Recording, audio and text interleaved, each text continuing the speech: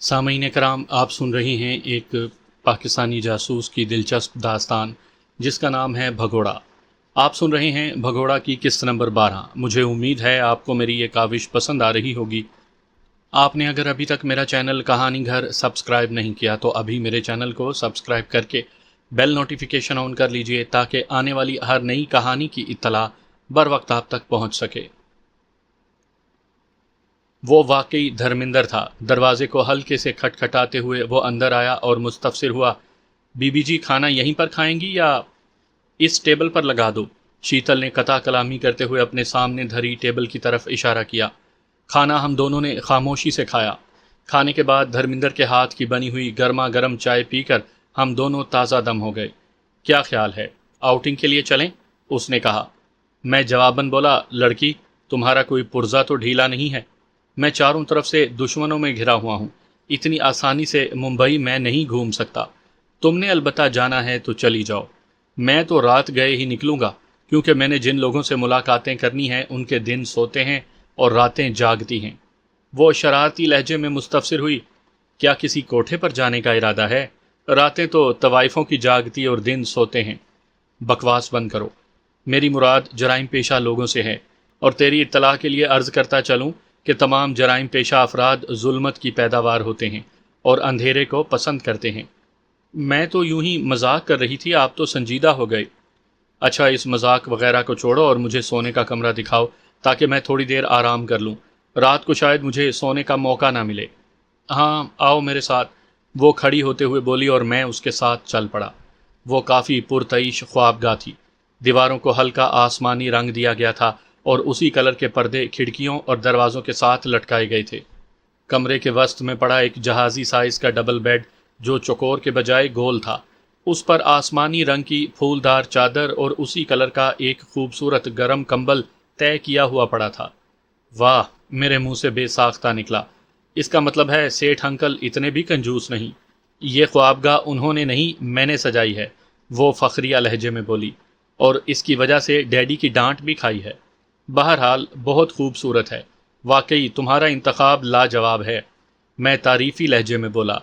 ہاں، میرا انتخاب لاجواب ہی ہوتا ہے، وہ میری جانب دیکھتے ہوئے ذو معنی لہجے میں بولی، اور میں اس کی بات کا جواب دیے بغیر بیڈ پر بیٹھ کر اپنے بوٹ کے تسمے کھولنے لگا۔ ٹھیک ہے، تم آرام کرو، میں ذرا ممبئی گھوماؤں، کافی دنوں کے بعد چکر لگا ہے۔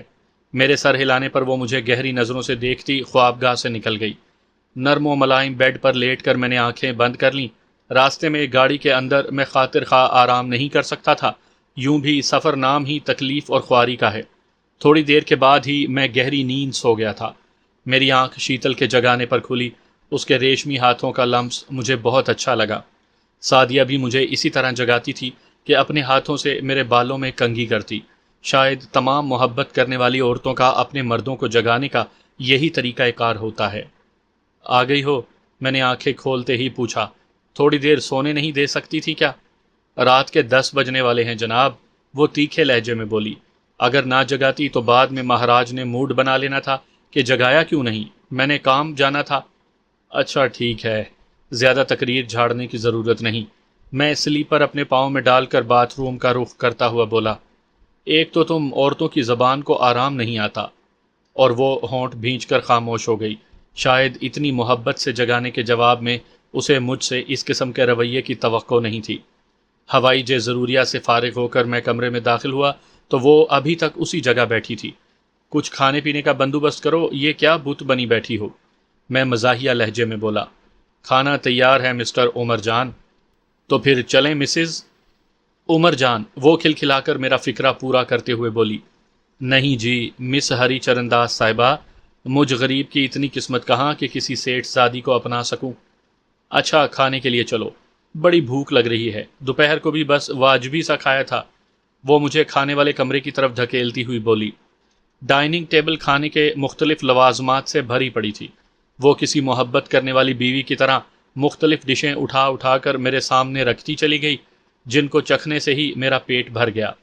اچھا اٹھو، میں آپ کو سامان دکھاؤں جو میں ابھی شاپنگ کر کے لائی ہوں۔ کھانے سے فارغ ہو کر اس نے کہا۔ تیرے پاس تو رقم نہیں تھی، پھر شاپنگ کے لیے کہاں سے ڈھونڈ لی؟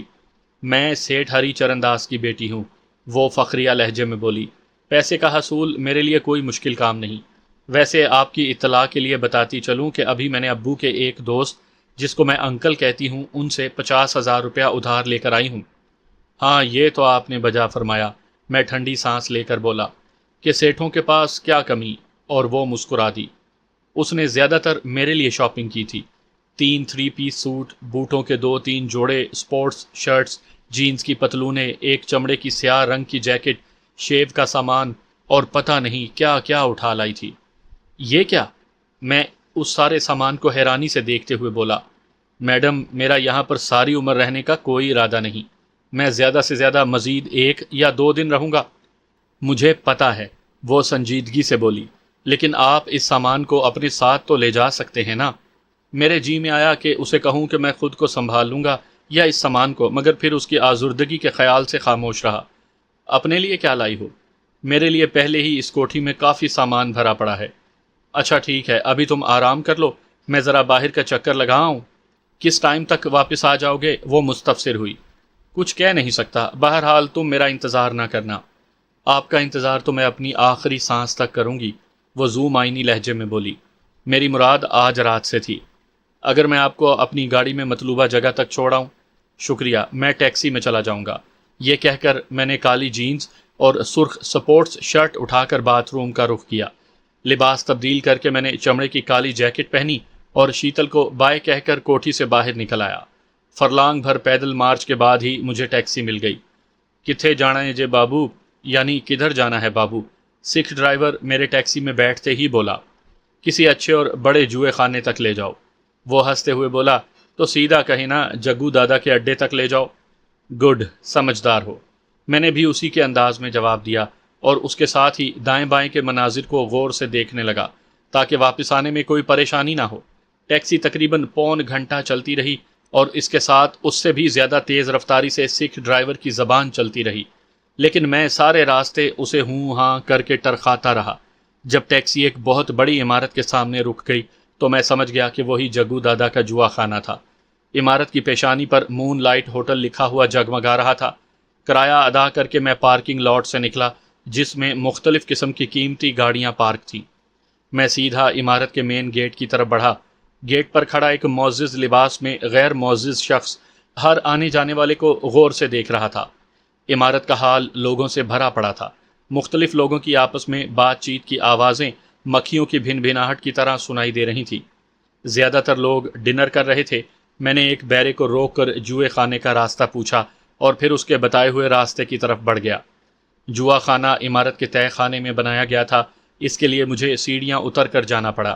جوئے خانے کے دروازے پر ایک کریع الشکل غنڈہ براجمان تھا جس کے چہرے پر زخموں کے لاتعداد نشانات مجھے نظر آئے، لیکن اس نے بھی مجھ سے کوئی تعارض نہ کیا اور میں دروازہ کھول کر اندر داخل ہو گیا۔ وہ ایک بہت بڑا ہال تھا جس میں جوئے کی مشینیں بھی لگی ہوئی تھیں، مگر زیادہ تر لوگ تاش سے قسمت آزمائی کر رہے تھے۔ مختصر لباس میں خوش شکل لڑکیاں مختلف مشروبات کھیلنے والوں کو سرو کر رہی تھیں۔ اس ماحول میں جو مشروب کثرت سے پیا جاتا ہے اس سے سامعین بھی بخوبی واقف ہوں گے۔ ہال کی دیواروں کے ساتھ مخصوص لباس میں ملبوس افراد کھڑے تھے جو لا محالہ کسی بھی قسم کا ہنگامہ یا جھگڑا نہ ہونے دینے کے لیے کھڑے کیے گئے تھے۔ میں نے کاؤنٹر سے 20,000 روپے کے ٹوکن لیے جو کاؤنٹر مین نے لاپرواہی سے میرے آگے ڈال دیے۔ اس کا انداز اس بات کا غماز تھا کہ 20,000 کی رقم اس کے لیے کوئی حیثیت نہیں رکھتی۔ میرا ارادہ اس وقت جوا کھیل کر دولت کمانے کا نہیں تھا، کیونکہ ضرورت پڑنے پر رقم کا حصول میرے لیے اتنا بڑا مسئلہ ثابت نہ ہوتا۔ میرا مقصد اس وقت کسی طریقے سے جگو دادا سے ملاقات کر کے اس کو جانچنا تھا کہ آیا وہ میرے کام آ سکتا تھا یا نہیں۔ ٹوکن لے کر میں جیسے ہی پیچھے مڑا اسی وقت 2 معزز قسم کے آدمی ہال میں داخل ہوئے۔ میں اس وقت ہال کے ایک کونے میں پڑی خالی ٹیبل کے پاس نشست جما چکا تھا۔ خوش قسمتی سے اس وقت وہی ایک ٹیبل خالی پڑی تھی۔ میرا اندازہ تھا کہ ان دونوں نے اسی ٹیبل کا رخ کرنا تھا، کیونکہ باقی میزیں اس وقت تقریباً فل ہو چکی تھیں، یا گنجائش تھی تو کسی ایک بندے کی۔ میرا اندازہ صحیح ثابت ہوا اور وہ دونوں ٹوکن لے کر سیدھا میری ٹیبل کی طرف بڑھے۔ ان میں سے ایک مستفسر ہوا، ہینڈسم نوجوان، ہم ادھر بیٹھ سکتے ہیں؟ پلیز سر، میں احتراماً ہلکے سے اٹھ کر بولا۔ وہ دونوں تھینک یو کہتے ہوئے بیٹھ گئے۔ میرا خیال ہے ایک بندے کی گنجائش ہے۔ ایک درمیانی قامت اور چھریرے بدن کا ادھیڑ عمر شخص کرسی کھینچ کر بیٹھتا ہوا بولا، جس کے جواب میں ہم نے صرف سر ہلانے پر اکتفا کیا تھا۔ اس آدمی کو میں نے کاؤنٹر کے ساتھ پڑے اسٹول پر بیٹھ کر شراب پیتے ہوئے دیکھا تھا۔ وہ غالباً جوئے خانے کا اپنا آدمی تھا۔ ایسے آدمی ماہر شارپر ہوتے ہیں اور پتے بازی میں مہارت رکھتے ہیں۔ ان کا کام صرف امیر کبیر اسامیوں کے ساتھ کھیلنا ہوتا ہے۔ جیتے ہوئے پیسوں میں ان کا اپنا کمیشن مقرر ہوتا ہے۔ اس وقت بھی وہ موٹی اسامیوں کو دیکھ کر ادھر آیا تھا۔ ہم چاروں کے بیٹھتے ہی ایک خوبصورت سی لڑکی ٹرے میں تاش کی ایک نئی گڈی لے کر آئی اور ہمارے سامنے رکھ دی۔ شروع کرو نوجوان۔ وہی آدمی جس نے مجھے ہینڈسم نوجوان کہہ کر بیٹھنے کی اجازت مانگی تھی مجھ سے مخاطب ہوا۔ میں نے ڈبی کو کھول کر پتے نکالے اور مہارت سے پھینٹ کر گڈی ٹیبل کے درمیان میں رکھ دی۔ نووارد نے جلدی سے ہاتھ بڑھا کر چند پتے اٹھا کر کاٹ لگا دی، لیکن میں نے بے پرواہی سے بقیہ پتے اٹھا کر 3 پتے سب کو دے دیے۔ پہلے ہاتھ میرا ارادہ کسی قسم کی ہیرا پھیری کا نہیں تھا، لیکن اتفاق سے میرے پاس پتے اچھے آئے اور باقی نے بھی اس بازی میں کوئی خاص دلچسپی نہیں دکھائی، اور ایک 2 چالوں کے بعد سب نے ہاتھ کھینچ لیے۔ مجموعی طور پر اس بازی میں نے 2000 روپے جیتے۔ اگلی بازی میں نے جان بوجھ کر دونوں معزز اشخاص میں سے ایک کو اچھے پتے دے دیے، اور اس ہاتھ میں 1-2 بلائنڈ چالوں کے بعد میں نے پتے اٹھا کر دیکھے اور منہ بناتے ہوئے پتے سائیڈ پر رکھ کر مزید چالوں سے ہاتھ کھینچ لیا۔ باقی تینوں شروع رہے۔ شارپر کی کوشش تھی کہ اس ہاتھ کامیابی حاصل کر کے تاش اپنے ہاتھ میں کر لے، مگر اس کی بدقسمتی کے معزز افراد میں سے ایک، جس کو میں اچھے پتے دے چکا تھا، میدان میں ڈٹا رہا اور آخر فتح اسی کے حصے میں آئی۔ اس کے چہرے پر خوشی کے رنگ چھا گئے، اور یہ خوشی صرف بازی جیتنے کی خوشی تھی۔ ایسے لوگ پیسے کو اتنی اہمیت نہیں دیتے۔ واہ بھائی راجندر صاحب، آج تو ابتدا سے ہی لکشمی دیوی آپ پر مہربان ہونے لگ گئی۔ ملہوترا جی، آپ تو پھر جانتے ہی ہیں نا کہ لکشمی دیوی اپنی عاشق ہے، راجندر فخریہ لہجے میں بولا، اور اس کے ساتھ ہی تاش کے پتے پھینٹ کر ٹیبل کے درمیان رکھ دیے۔ اس مرتبہ بھی وہی جیتا۔ مزید 1-2 ہاتھ کھیلنے کے بعد تاش میرے ہاتھ میں آ گئی۔ کلب کا شارپر ہنوز کوئی بازی نہ جیت سکا تھا۔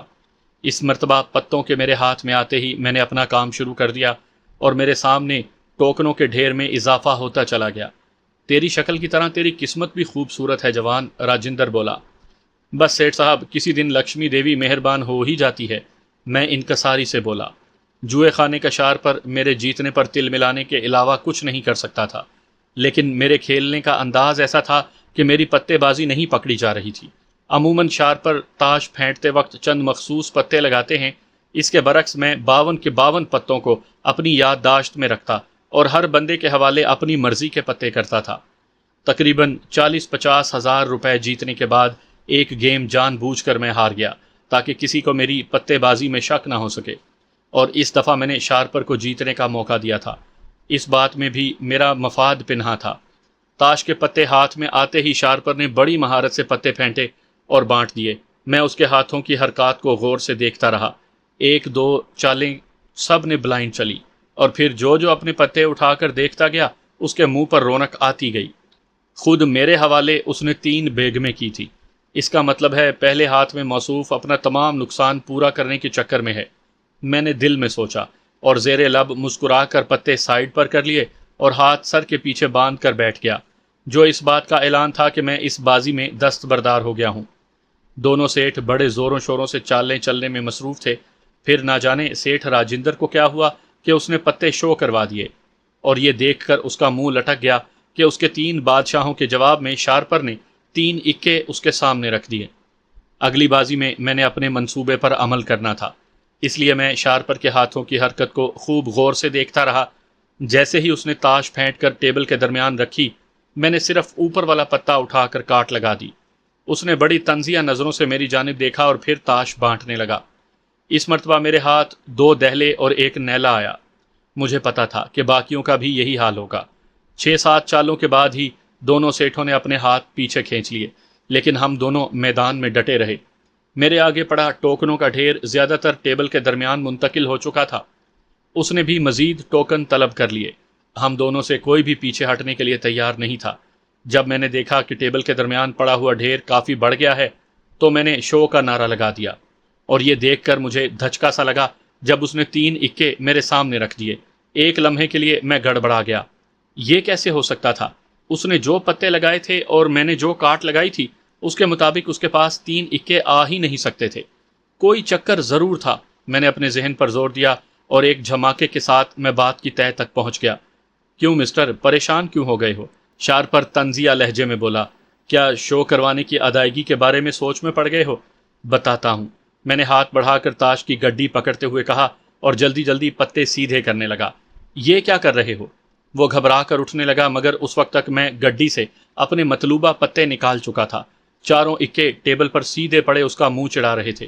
ارے بھائی یہ کیا؟ سیٹھ راجندر ان پتوں کو غور سے دیکھتے ہوئے حیرانگی سے بولا۔ تاش کی گڈی میں 7 اکے کب سے آنے لگے؟ یہ تو بھائی کو پتا ہوگا، میں نے شارپر کی طرف اشارہ کیا، جو رنگے ہاتھوں پکڑے جانے کے بعد گنگ سا ہو گیا تھا۔ دیوار کے ساتھ کھڑے محافظوں کو بھی گڑبڑ کا احساس ہو گیا اور ان میں سے 2 تیر کی طرح ہماری ٹیبل کی طرف بڑھے۔ کیا ہوا؟ ان میں سے ایک مستفسر ہوا۔ مہاراج شارپنگ کرتے ہوئے رنگے ہاتھوں پکڑے گئے، میں طنزیہ لہجے میں بولا۔ وہ کیسے؟ وہ مستفسر ہوا۔ وہ ایسے، میں نے 7 اکے اٹھا کر اس کی آنکھوں کے سامنے لہرائے۔ اچھا، وہ حیرانگی سے بولا۔ چلو بھائی، جگو دادا کے آفس۔ دھوکے بازوں کی تو وہ اچھی خاطر تواضع کرتے ہیں، اور بھائی صاحب آپ کو بھی زحمت کرنی پڑے گی، وہ ہم سے مخاطب ہو کر بولا، اور ساتھ ہی ان دونوں نے شارپر کو دونوں بازوؤں سے پکڑ کر کھڑا کر دیا۔ اس کے کھڑے ہوتے ہی اس کی گود میں رکھے 3 پتے پیچھے گر گئے، جو اٹھا کر میں نے سامنے رکھ دیے۔ وہ 2 دکیوں اور ایک چوکی پر مشتمل تھے۔ اس تاش کے ہم رنگ 3 اکے اس نے پہلے سے اپنے پاس چھپائے تھے، جو موقع ملتے ہی اس نے اپنے سامنے رکھ دیے تھے۔ سیٹھ صاحب، آپ اپنے ٹوکن واپس لے لیں، میں نے درمیان میں پڑے ٹوکنوں کے ڈھیر کی طرف اشارہ کر کے دونوں سیٹھوں سے کہا۔ یہ ہماری طرف سے آپ کا انعام ہوا، راجندر خوش دلی سے بولا، اور میں نے شکریہ کہہ کر تمام ٹوکن ایک شاپر میں ڈال لیے۔ مسٹر، سیٹھ راجندر ان محافظوں میں ایک سے بولا، ہماری طرف سے جگو کو بتا دینا کہ یہ جوان حق پر ہے۔ اس کا اشارہ میری طرف تھا۔ ہم فی الحال واپس جا رہے ہیں، اور جوان، اگر جگو کوئی زیادتی کرے تو مجھے مل لینا، یہ میرا کارڈ ہے۔ اس نے ایک وزٹنگ کارڈ نکال کر میرے حوالے کیا اور دونوں جوئے خانے سے باہر کی طرف بڑھ گئے۔ چلیں سر، محافظ مجھ سے مخاطب ہوا۔ چلو، میں شاپر اپنے ہاتھ میں سنبھال کر ان کے ساتھ ہو لیا۔ کاؤنٹر کے پیچھے ایک دروازے سے ہوتے ہم ایک کشادہ گیلری میں داخل ہوئے، جس کا اختتام لکڑی کے ایک منقش دروازے پر ہوا، جس کے دائیں بائیں 2 غنڈے جوئے خانے کے محافظوں کی مخصوص وردی میں ملبوس کھڑے تھے۔ ہمیں دیکھتے ہی ان میں سے ایک نے ہمیں رکنے کا اشارہ کیا اور دروازہ کھول کر اندر چلا گیا۔ چند لمحوں کے بعد باہر آ کر وہ میرے ساتھ آئے محافظوں سے بولا، باس نے کہا ہے کہ صرف اس کو بھیج دو اور باقی واپس چلے جاؤ۔ اس کا اشارہ میری جانب تھا۔ دونوں محافظ شارپر سمیت الٹے قدموں واپس مڑ گئے، اور یہ تو مجھے پہلے ہی سے پتا تھا کہ وہ شارپر جوئے خانے کا اپنا بندہ تھا۔ بہرحال میں محافظ کے اشارے پر جگو دادا کے آفس میں گھس گیا۔ وہ ایک وسیع کمرہ تھا۔ لکڑی کی بڑی سی ٹیبل کے پیچھے گینڈا نما شخص ریوالونگ چیئر پر بیٹھا تھا۔ وہ سر سے گنجا تھا، اس کے چہرے پر موجود لاتعداد زخموں کے نشانات اس کے ماضی کی عکاسی کر رہے تھے۔ کمرے کے دائیں اور سامنے والی دیوار پر بڑی سکرینوں والی ٹیلی ویژن آویزاں تھے، جن پر جوئے خانے کے حال کے مختلف مناظر دکھائی دے رہے تھے۔ اس کا مطلب ہے بغیر بتائے جگو اس سارے معاملے سے واقف تھا۔ میرے دماغ میں ٹیلی ویژن سکرینوں کو دیکھتے ہی یہ خیال گونجا، بیٹھو جوان۔ جگو دادا نے ٹیبل کے سامنے پڑے صوفہ سیٹ کی طرف اشارہ کر کے کہا۔ میں شکریہ کہہ کر صوفے پر ٹک گیا۔ کیا نام ہے تمہارا؟ جان، میں مختصراً بولا۔ تو مسٹر جان، بات یہ ہے کہ تم اچھی طرح جان گئے ہوگے کہ جوگندر ہمارے جوئے خانے کا اپنا بندہ ہے، اس لیے اسے میں نے واپس بھجوا دیا ہے، اور تمہیں بھی بلوانے کا مقصد اتنا ہے کہ مجھے تمہاری گیم کافی پسند آئی ہے، اور میں چاہوں گا کہ اس کے بعد تم میرے لیے کھیلو۔ جیتی ہوئی رقم سے 40% تمہارے ہوں گے، اور ہارنے کی صورت میں تم بری الذمہ قرار پاؤ گے۔ اس کے ساتھ تمہاری رکشا کی ذمہ داری بھی میری ہوگی۔ آفر کافی اچھی ہے، میں دھیمے سے لہجے میں بولا، مگر افسوس کہ یہ میری منزل نہیں ہے۔ اس کا مطلب ہے تم میری آفر مسترد کر رہے ہو۔ اس کا لہجہ سخت ہو گیا تھا۔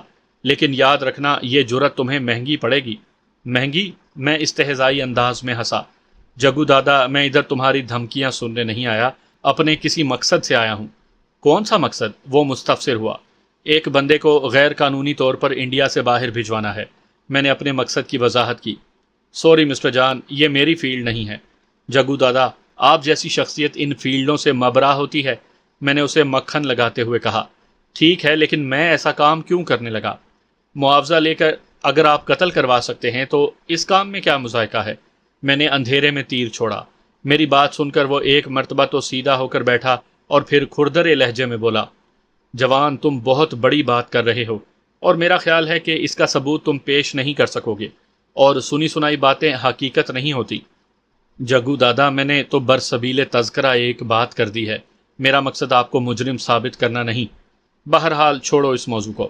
جگو نے کہا، شاید وہ خود اس موضوع سے جان چھڑانا چاہ رہا تھا، تم معاوضے کی بات کرو۔ وہ آپ نے مانگنا ہے، میں جواباً بولا۔ مطلوبہ شخص کس سے چھپ کر نکلنا چاہتا ہے، پولیس یا کوئی ذاتی دشمنی؟ دونوں سے۔ ذاتی دشمنی کا نام جان سکتا ہوں؟ وہ مستفسر ہوا۔ سیٹھ رابندر ناتھ، میں آہستہ سے بولا۔ کیا؟ وہ کرسی سے اچھل کر کھڑا ہوتے ہوئے بولا، جوان تمہارا دماغ جگہ پر ہے؟ بالکل، میں اطمینان سے بولا۔ وہ چند لمحے کڑے تیوروں سے میری جانب دیکھتا رہا اور پھر گہری سانس لے کر بولا، سوری جوان، رابندر ناتھ سے ٹکر لینا میرے بس سے باہر ہے، کیونکہ میں اپنی طبعی عمر تک جینا پسند کرتا ہوں۔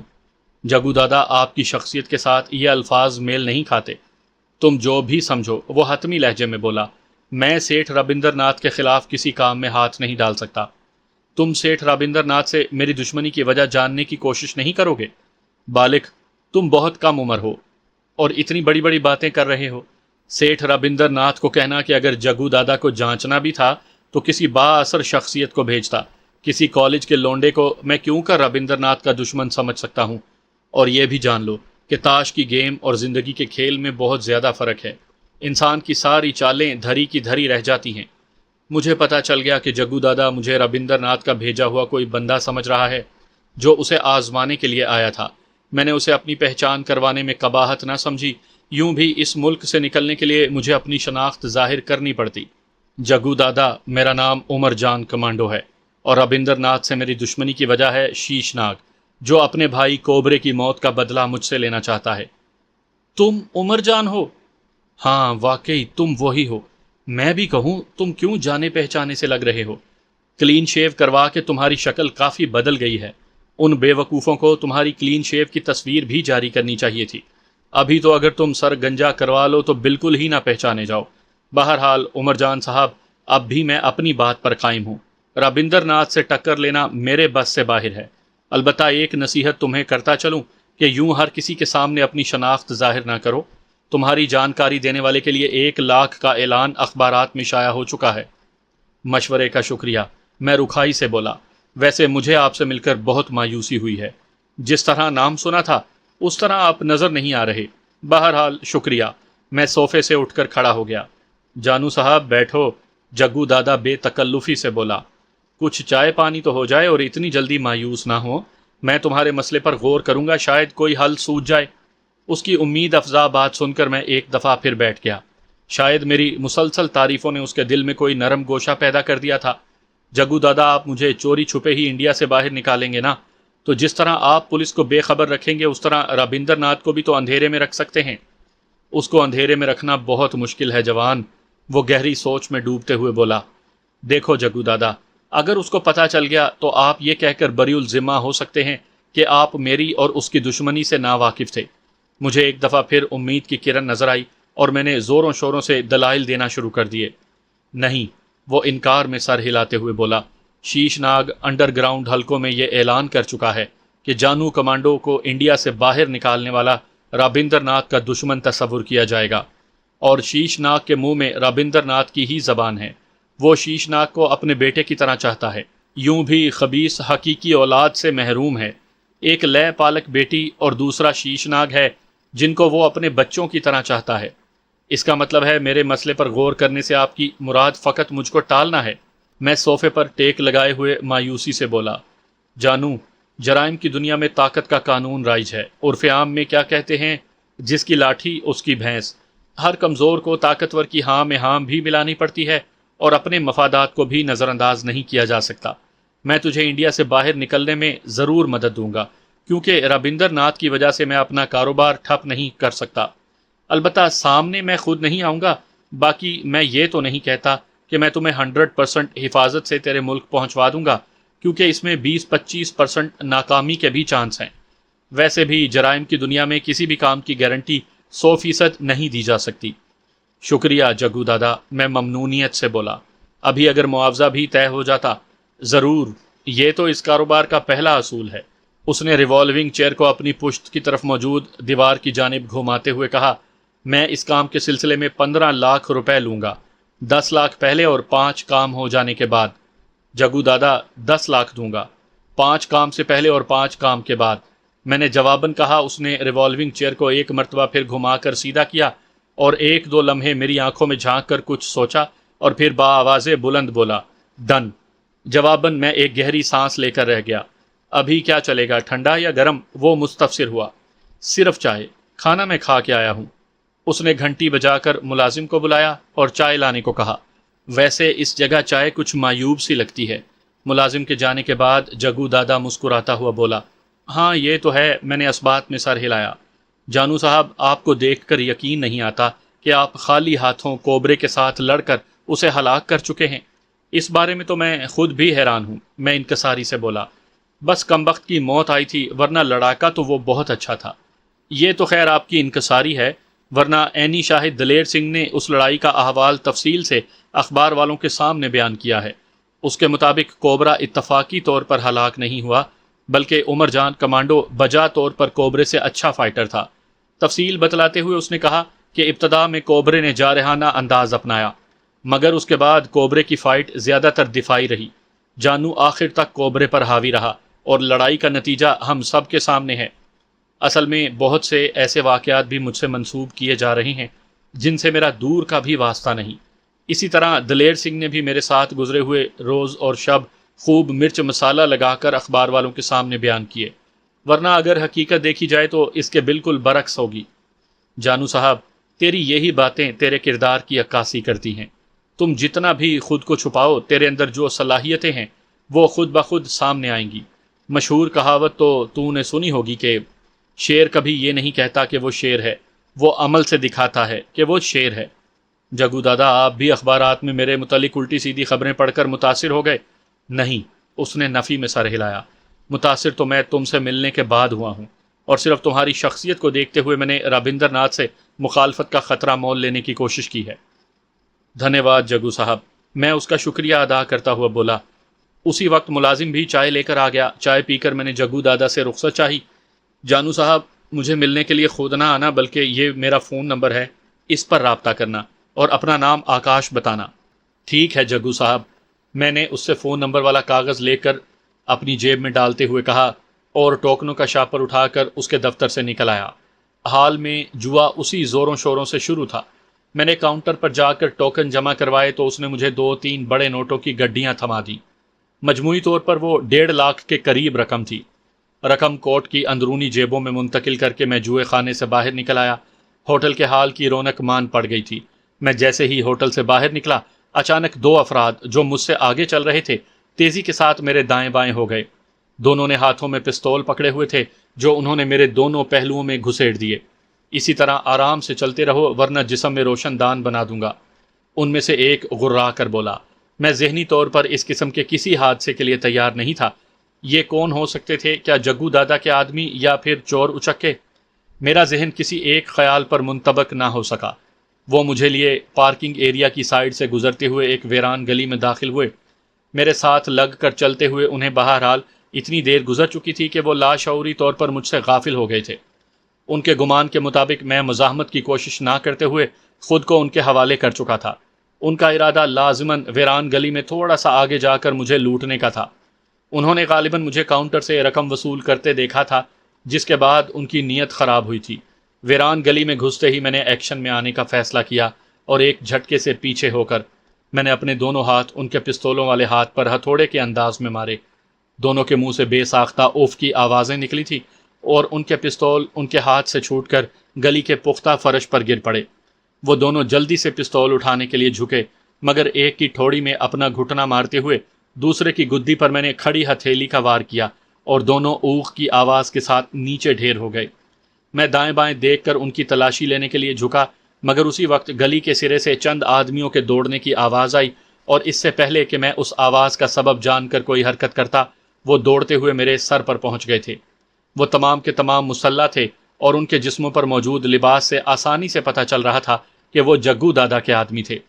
آپ ٹھیک تو ہیں سر؟ میں انہیں دیکھ کر جیسے ہی سیدھا ہوا، ان میں سے ایک مؤدبانہ لہجے میں بولا، اور میں ان کے انداز سے سمجھ گیا کہ وہ دشمن نہیں تھے۔ ہاں لیکن آپ لوگ؟ سر ہمیں جگو دادا نے بھیجا ہے، اس نے اپنے آفس میں موجود سکرین پر ان دونوں کو آپ کے دائیں بائیں دیکھ لیا تھا۔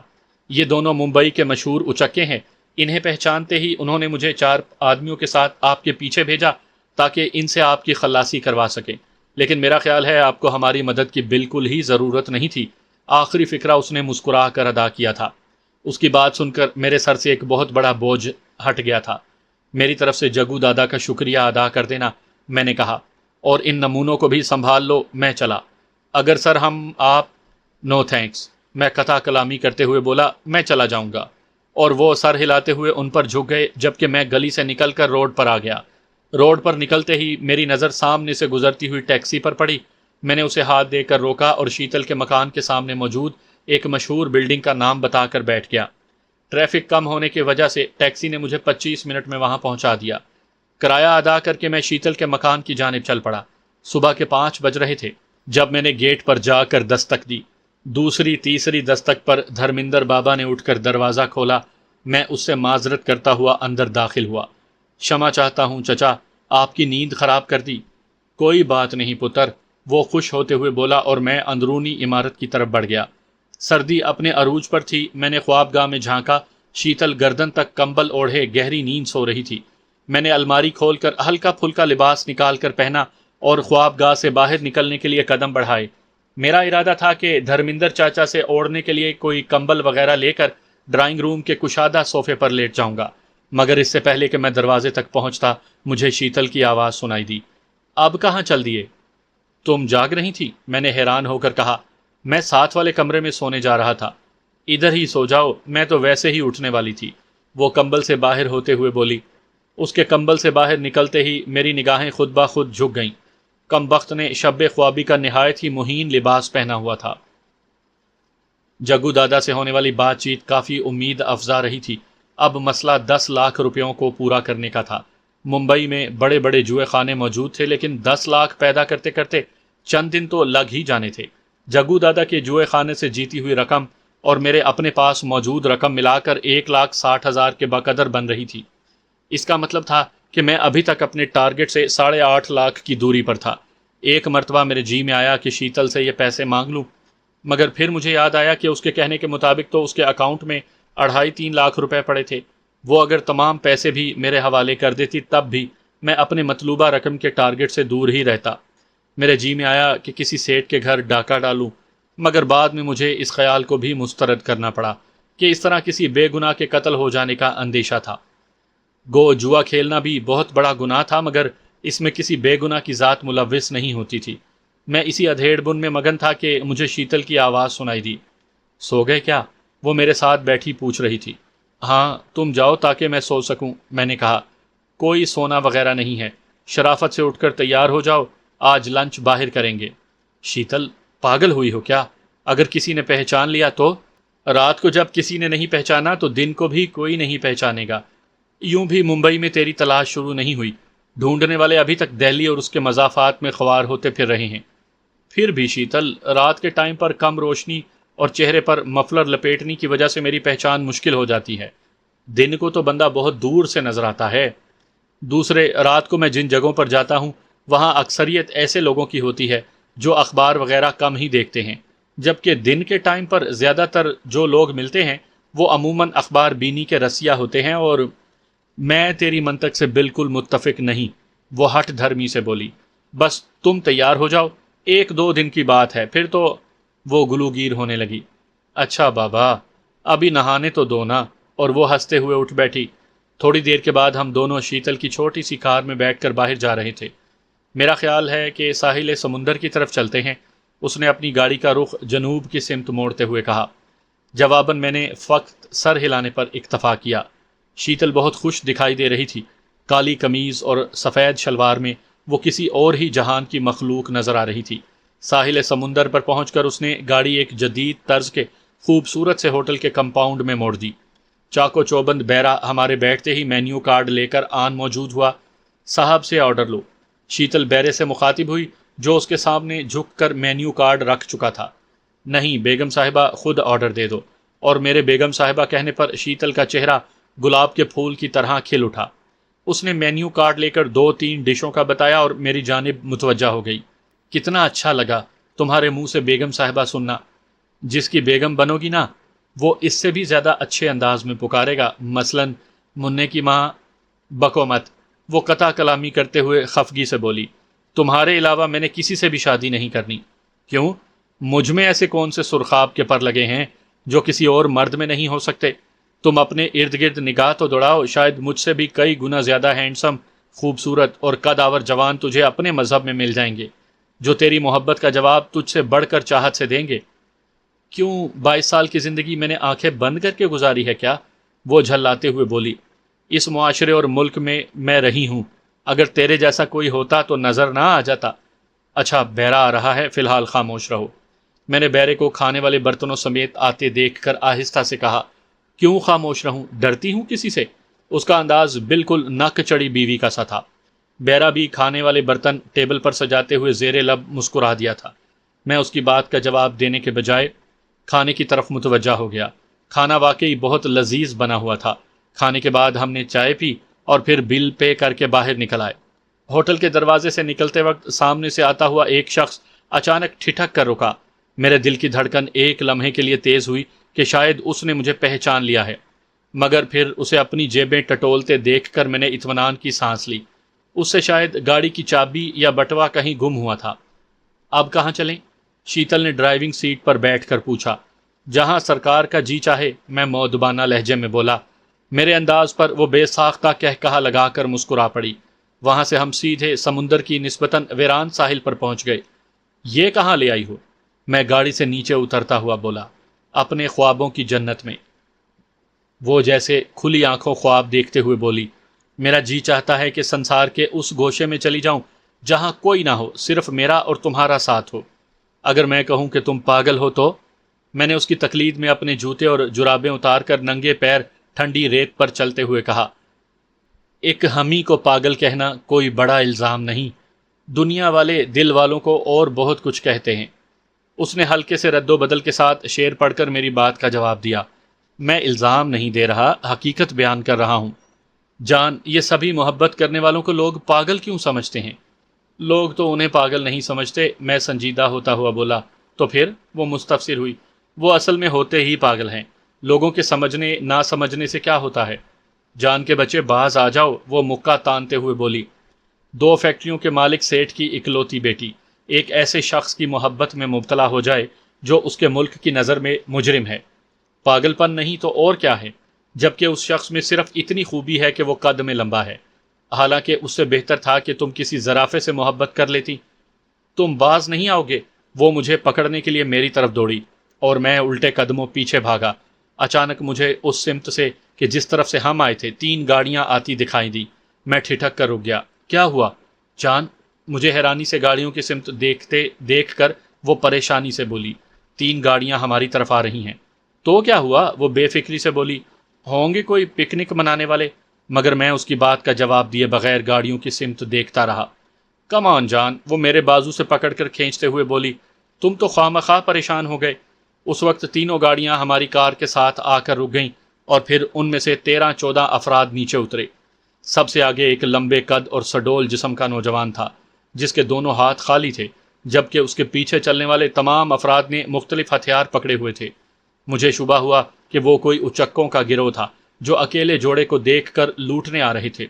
اس طرح کی وارداتیں ممبئی میں معمول کی بات ہے، لیکن سب سے آگے چلنے والے نوجوان کا انداز بالکل معمولی نہیں تھا۔ اس کے چلنے کے انداز سے لگتا تھا گویا اپنے ہمراہ وہ طوفان لے کر بڑھ رہا ہو۔ ان ہتھیار برداروں کو دیکھ کر شیتل بھی خاموش ہو گئی تھی۔ جگو دادا کے جوئے خانے سے جیتی ہوئی رقم میں گھر ہی میں چھوڑ آیا تھا۔ مجھے اس وقت صرف شیتل کی فکر کھائے جا رہی تھی۔ اس ویرانے میں اتنے ہتھیار برداروں کا مقابلہ کرنا میرے لیے بہت مشکل ثابت ہوتا۔ اپنا پستول میں نے جیب سے نکالنے کی ضرورت محسوس نہ کی کہ اتنے ہتھیاروں کے مقابلے میں اس کی کوئی حیثیت نہیں تھی۔ وہ تمام ہمارے قریب آتے ہی پھیل گئے اور ہمارے گرد دائرہ بنا لیا گیا، گویا انہوں نے ہمیں چاروں طرف سے گھیر لیا تھا۔ ان کا لیڈر غالباً وہی نوجوان تھا جو سب سے آگے چل رہا تھا۔ لمبی زلفیں جو اس کے شانوں تک پھیلی ہوئی تھی، بھوری آنکھیں، پتلے ہونٹ، لمبی گردن۔ مجموعی طور پر اسے خوبصورت کہا جا سکتا تھا، مگر ایک خاص قسم کی بے رحمی کا تاثر اس کے چہرے سے چھلکتا تھا، جس بنا پر اسے پسندیدہ شخصیت نہیں کہا جا سکتا تھا۔ وہ بالکل میرے سامنے آ کر رک گیا۔ اس کا قد تقریباً میرے برابر ہی تھا۔ چند لمحے میری آنکھوں میں جھانکنے کے بعد وہ گویا ہوا، عمر جان کمانڈو، بہت اچھا پیس چنا ہے انڈیا سے۔ اس کی بات سن کر گویا میرے سر پر بم پھٹ پڑا۔ وہ مجھے پہچانتا تھا لیکن میرے لیے اجنبی تھا۔ آپ کا تعارف؟ میں اپنے حواسوں پر قابو پاتا ہوا بولا۔ میرا نام؟ وہ ایک لمحے کے لیے رکا اور پھر زہریلے لہجے میں بولا، داس کو شیش ناگ کہتے ہیں۔ یہ میرے لیے دوسرا جھٹکا تھا، لیکن میں نے اپنے چہرے سے ایسا کچھ ظاہر نہ ہونے دیا کہ میں اسے جانتا ہوں۔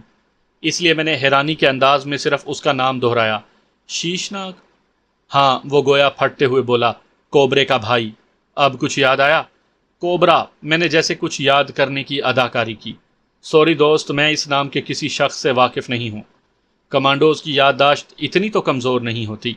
میرا تعلق کمانڈوز کی اس قبیل سے نہیں ہے، میں لاپرواہی سے بولا۔ میں صرف اہم شخصیات کو یاد رکھتا ہوں۔ اس طرح اگر ہر ایرے غیرے کو یاد رکھتا پھروں تو پھر تو گیا کام سے۔ تم صرف اپنی موت کو اذیت ناک بنا رہے ہو، وہ دانت پیس کر بولا۔ مسٹر صاحب، بات یہ ہے کہ اتنا بڑا گروپ اگر کسی کنواری لڑکی کے ساتھ بھی ہوتا تو وہ اس سے بھی بڑی بڑی بڑکیں مارے گی۔ فکر مت کرو، میں خالی ہاتھ میں تمہیں موقع دوں گا۔ تو چلو آ جاؤ، یہ گز ہے اور یہ میدان۔ نہیں کمانڈو نہیں، اس نے انکار میں سر ہلایا۔ میں تیری موت کو بھارتی جنتا کے لیے عبرت کا نمونہ بنا دینا چاہتا ہوں۔ تیری تلاش میں بہت راتوں سے جاگ رہا تھا، میری نیند مجھ سے روٹھ گئی تھی۔ اتنی آسانی سے تجھے کیسے ماروں؟